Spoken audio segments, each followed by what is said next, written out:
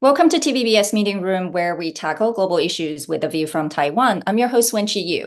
Today's guest is Jessica Chen Wise, professor of China Studies at Johns Hopkins University. She's formerly with Cornell University. Jessica, in my view, is one of the most prolific scholars on U.S.-China relations. She also tends to be more critical of the current hawkish U.S. policy towards China and does not mince her words when it comes to criticizing the current Taiwanese administration's policy toward China.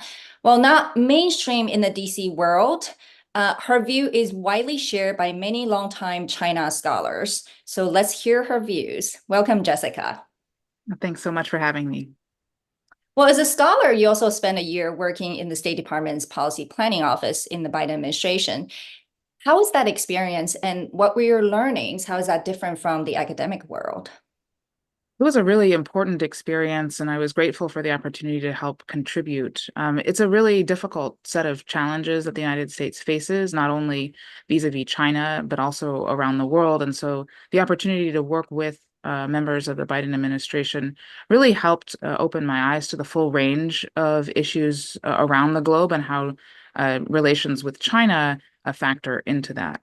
And so most academics really are trained and incentivized to study what is and not what should be. But working inside the government, you're constantly trying to think about what's the next step, what actions should we take.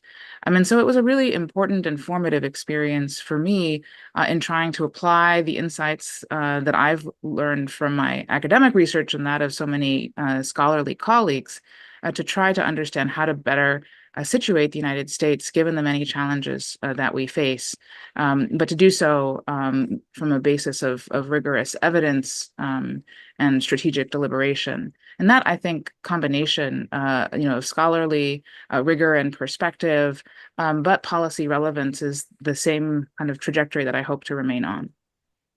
Yeah, it's interesting that you say, rather than studying what is, but more what should be, right? It's much more what is driving the agenda. And of course, a lot of it is there's politics behind it. And so after you left the government, you pretty have been vocal or continuing to be vocal about the current U.S. policy toward China.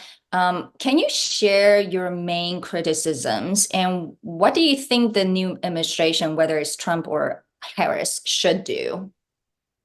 Well, I think the main challenge is that on both sides of the Pacific, the United States and China are both more prioritizing efforts to prepare for a potential conflict rather than efforts to find a way to advance our kind of mutual and respective interests without necessarily gauging success by how we're doing vis-a-vis the other. And so the Biden administration has done a number of things I think that are right. It has articulated kind of a vision for the world that is based on shared principles and not the idea of might equals right. And that is an important move, I think, toward articulating an affirmative vision of where we are going.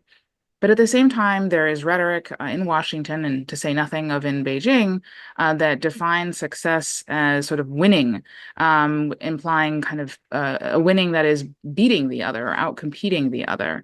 And I think that kind of rhetoric leads easily to and contributes to the zero-sum mentality, which is especially, I think, prominent in the broader American public discourse and on Capitol Hill. That makes it very hard to find a stable footing where American interests can be advanced. And so my main critique is that we need to be a lot stronger in developing the muscle of what we stand for, rather than trying to outmaneuver or simply beat China.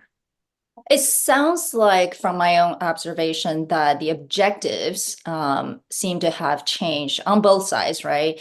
The objective, prior to the Trump administration, whether it's the U.S. toward China or U.S. standing in the world, felt quite different than today's objectives. And so you almost have to agree to the objectives in order to develop a policy toward that.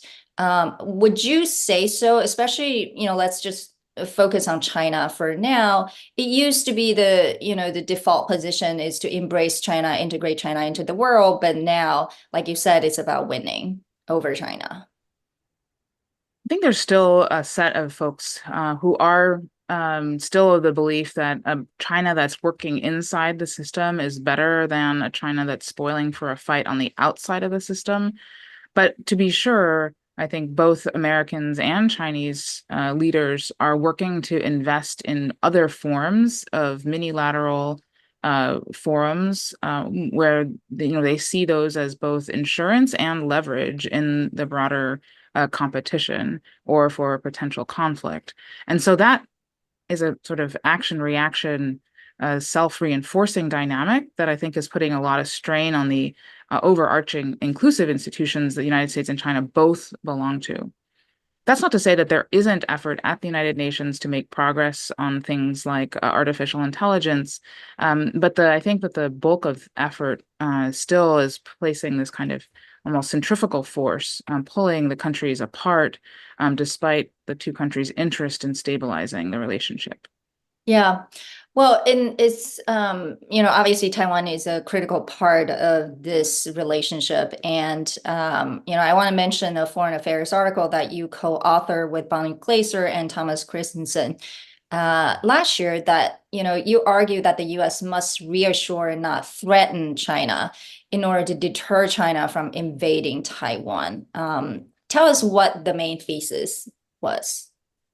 Well, the main thesis is that deterrence is a combination of threats and assurances, and that only investing in greater threats and military capabilities won't actually achieve effective deterrence. And this is advice that's directed, of course, at the United States, but it's true of all sides of this equation.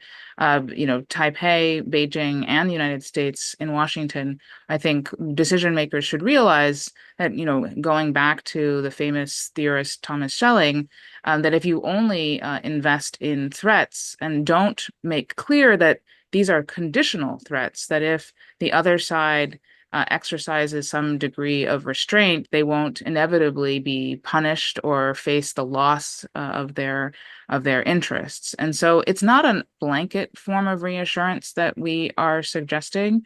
This is not the same as concessions or appeasement. Instead, it's making clear that if the other side does not move to change the status quo unilaterally, that the other sides won't either.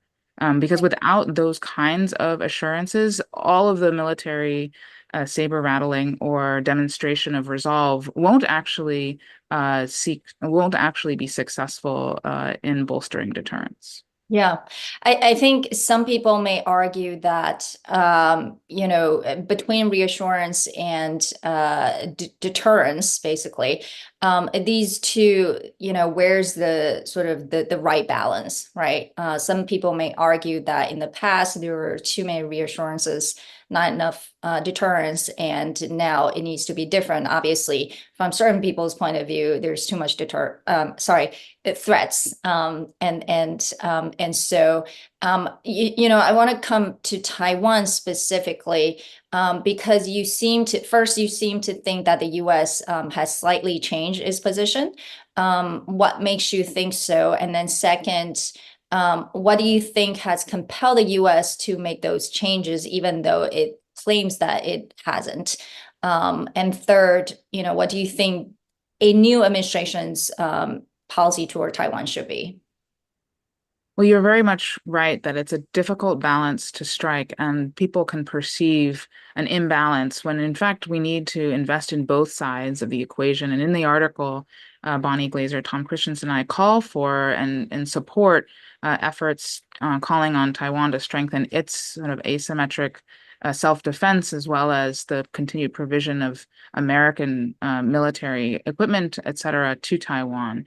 At the same time, we also argue that it's really important not to suggest any change in American declaratory policy.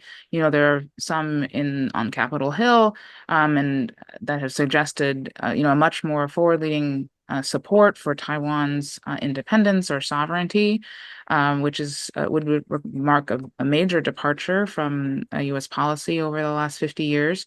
And President Biden, has suggested on numerous occasions when asked that the United States would fight for Taiwan, which of course is a possibility, but that sort of blanket statement, that unequivocal statement, would represent a move which, I think that he and others think that this is important for signaling American resolve and will to fight, but they're missing a crucial ingredient, which is under what circumstances. And I think that it's important that the United States, whatever administration follows this one, continue to uphold a stance that makes both sides of this equation quite credible, which includes the efforts to discourage unilateral steps by either side, including on Taiwan, to change and make sort of clearer this sort of de facto, but perhaps even permanent separation. Those moves, in terms of changing the political status quo, are quite destabilizing if they're done unilaterally. And so it's that balance that I think is quite tricky, and I worry that many in Washington don't recognize the potentially destabilizing effect of their political statements in support of Taiwan. Yeah, I think you mentioned the word perception, which is very important, obviously, in international politics. How does one side perceive the other side's move? And as you said, right, President Biden has said 4 times that he would help defend Taiwan, and now definition of helping Taiwan, supporting Taiwan, what does that mean? And of course, that how is that perceived by Beijing? Is that viewed as provocative, changing the position or not? Some people argue it's not, some people argue it is. And so, same thing with Taiwan and China, cross-strait relations is very dynamic and have become very tense in recent years. And it is undeniable that in Taiwan, people's identity and views of China have evolved over the years. And so, as a scholar, how do you explain this evolution? And do you think the cross relationship might change again? Well, as you know, there have been major changes on the island since, there was the Civil War in the 1940s, and then, of course, the democratization, successful democratization of Taiwan, and simply that experience of decades of living entirely apart, and then Taiwan's thriving economy and society, has really, of course, created a natural shift in identity with generational change and turnover. And so the question is, to what extent can this continue to, what's the best way to protect this? And I think that there are those on Taiwan who are certainly hungrier for, greater international recognition, which is understandable. At the same time, we still live in the real world, and I think many of those who care a lot for Taiwan, including, my mother was raised in Taiwan, I think would like to be pragmatic about making sure that, again, balancing the need to resist Chinese efforts at intimidation and coercion, while also recognizing that pushing the envelope too far could bring down the very sort of coercion and even in the worst case, an armed attack that these efforts seek to avoid. And so it really is threading that needle and preserving what Taiwan has earned. That is, I think, a really important but also very difficult set of choices, as Richard Bush has noted. Yeah, I think, again, right, coming back to what is the right balance, as you mentioned, the ultimate, if the objective is to preserve Taiwan's current status, what is a better way to ensure its security?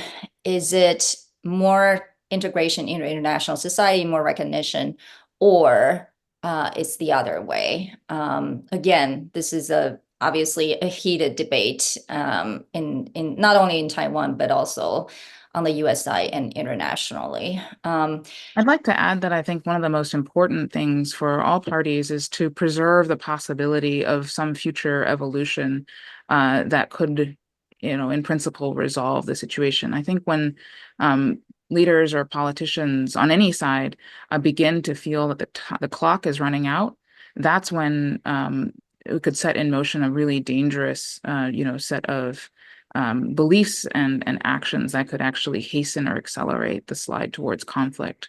So in some ways, kicking the can down the road, I think, is the best solution here, which is no solution, but still the best that we can do. And the fact that you would raise that as a concern, does that mean you are concerned that currently the atmosphere does not allow for the conversation for potential unification or reunification?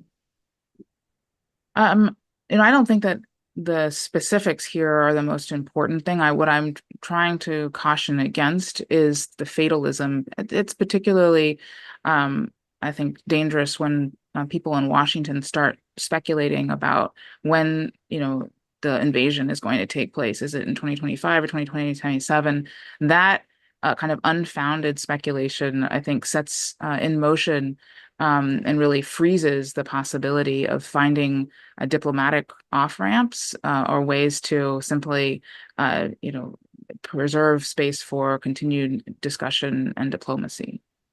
Can we just maybe focus on that a little bit? I think a lot of people would agree that, giving a deadline or a timeline is based on don't know what.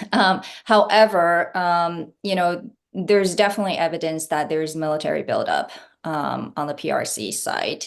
And so how would you read this, right? Are they preparing to do something toward Taiwan? It's just a matter of time, or do you not think that the conversation of invasion is even necessary? So I think that certainly the PLA is preparing, has been preparing, at least intensively since at least the 1990s, the series of crises across the strait. And because they felt very much at the time that, that given U.S. intervention, there is no military option. That said, having a military option, I think could be used both in their view to thwart a potential move toward independence, but it could also, I think, be, and this is what many fear, it could be a tempting target. Now, I think that the geography really favors Taiwan in this case, in the sense that this is a very, very difficult and would be enormously costly and maybe not even successful endeavor for Beijing to attempt. And so I tend to think that despite the rapid growth of Chinese military capabilities, this will still be what I think John Culver has called a crisis to be avoided rather than opportunity to be exploited. That said, one shouldn't take that for granted. And so I and others have supported both American and efforts on Taiwan to prepare for any potential contingency to make it less likely. But it's very important to not then assume that it's just a matter of time, because then that shuts down all of the diplomacy and other efforts to both focus on the near term kind of coercion that Taiwan faces, but also to try to stabilize the situation. And again, not that we are, imagining anything in particular, but to leave open space for Beijing, at least, to believe that, as they say in their rhetoric, that, time is on their side. Well, whether it's on their side or not, it's important that all sides be able to sustain hope in a potential future, free of coercion. Yeah, it's probably the most dangerous when neither side thinks time is on their side, or every side thinks time is not on their side. And I want to shift the focus to the Asian American community, because you're obviously one of them. And that, a lot of people feel that the changing policy toward China, as well as obviously COVID has created this very negative view of China, just in general, among Americans. And so, do you feel that on a personal level? And then in the meantime, while we're trying to distinguish, the Chinese government from the Chinese people or Chinese Americans or Asian Americans in general is very hard, obviously, for people who are not of that heritage to make that difference. And so, yeah, on a personal level, just curious, how do you feel about it? So it's a really important set of issues, and I'm really glad that you raised them. We certainly have seen a spike in anti-Asian violence, particularly during the spike in the COVID deaths here in the United States, but it continues. I personally have been relatively unscathed by this, but of course, there are, of course, chance encounters with this, to greater or lesser degrees. And I certainly know people who have been personally impacted, by this sentiment and what really often amounts to a kind of, racial or ethnic profiling, which is the real problem, which is not that there aren't individuals who might be, doing things that are, nefarious, or corrupt, but that shouldn't be a basis for attributing wrongdoing or guilt to a whole class of people. And so I think when we need to, it's very difficult in part because of the Chinese Communist Party's efforts to, and concern in particular about the diaspora as a source of potential, political opposition to the Chinese Communist Party. And so the Chinese American community, I think, is particularly sort of in the crosshairs here, caught between. But it's incumbent on the United States and Americans to do better, I think, to make sure that as we find ways to, counter and mitigate the potential harms due to, espionage or whatever, that we not go overboard in, undermining the very kind of principles of non-discrimination that the United States stands for. So it's a challenging issue, but one that deserves a lot of attention.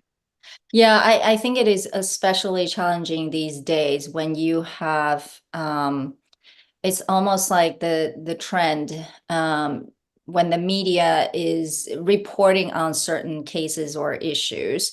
And it's become sort of almost like a popular topic now. And so it just makes everything much more complicated and challenging for anybody when you have, this perception of a nefarious Chinese Communist Party who's almost like the image of it is doing all these secret and very bad things in American society, and implicated individuals also are Chinese Americans, right? And so it is very worrisome, but it's almost like, what do we do with it?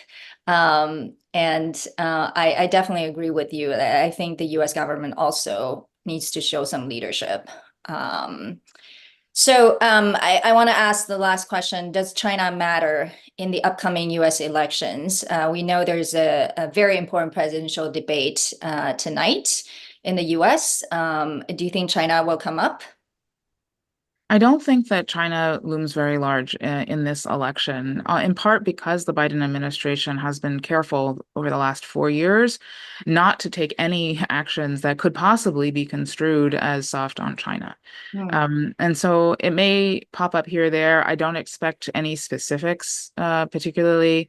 I think there's a lot of attitude and underneath that, exactly what policies will be implemented by under either candidate. I think there's a lot of room for speculation. Overall, I expect some kind of veneer of, we're going to stand up to China or we're going to win the 21st century, whether it's through tariffs or some other more targeted mix of controls on technology exports or et cetera. So I think it will probably appear briefly, but otherwise pretty much go by because, neither candidate, I think, will very much stick. But we'll have to see what happens. Yeah. Well, maybe in some way it's a good thing that China is not the center of the conversation.